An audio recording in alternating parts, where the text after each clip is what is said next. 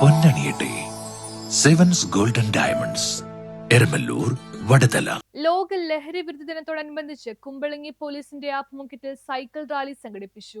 Operation Toofan the narco hunt പദ്ധതിയുടെ ഭാഗമായി ലോക ലഹരി വിരുദ്ധ ദിനത്തോടനുബന്ധിച്ച് കുമ്പളങ്ങി പോലീസിന്റെ ആഭിമുഖ്യത്തിൽ സൈക്കിൾ റാലി സംഘടിപ്പിച്ചു. കുമ്പളങ്ങി പഞ്ചായത്ത് പ്രസിഡന്റ് ഷാജി കുറുപ്പശ്ശേരി ഉദ്ഘാടനം നിർവഹിച്ചു.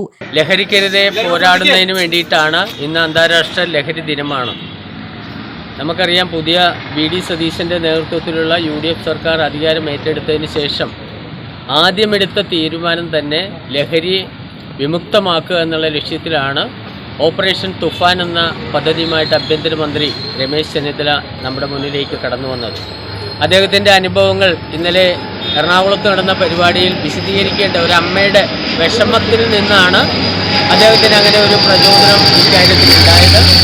തീർച്ചയായിട്ടും നമുക്കറിയാം, വിദ്യാലയങ്ങളിൽ പ്രത്യേകമായിട്ട് ലഹരി ഇന്ന് വിദ്യാലയങ്ങൾ തൊട്ട് കൊച്ചു കുട്ടികളിൽ മുതൽ എല്ലാവരിലേക്കും ലഹരി എത്തിച്ച് വൻ കൊയ്ത്ത് നടത്തുവാനുള്ള പദ്ധതികളാണ് അവർ ആവിഷ്കരിക്കുന്നത്. അതിൻ്റെ പേരിൽ അമ്മമാരെയും സഹോദരങ്ങളെയും മറന്നുകൊണ്ട്, മുതിർന്നവരെ മറന്നുകൊണ്ടുള്ള പ്രവർത്തനങ്ങൾ, ലഹരിയുടെ മറവിൽ നടക്കുന്ന അതിക്രമങ്ങൾ, ക്രൂരതകൾ, ഇതെല്ലാം നമ്മൾ ഓരോ SI Sreejith, SI Jayakumar, SI Laiju, SI Rajeevan തുടങ്ങിയവർ സൈക്കിൾ റാലിയിൽ പങ്കെടുത്തു.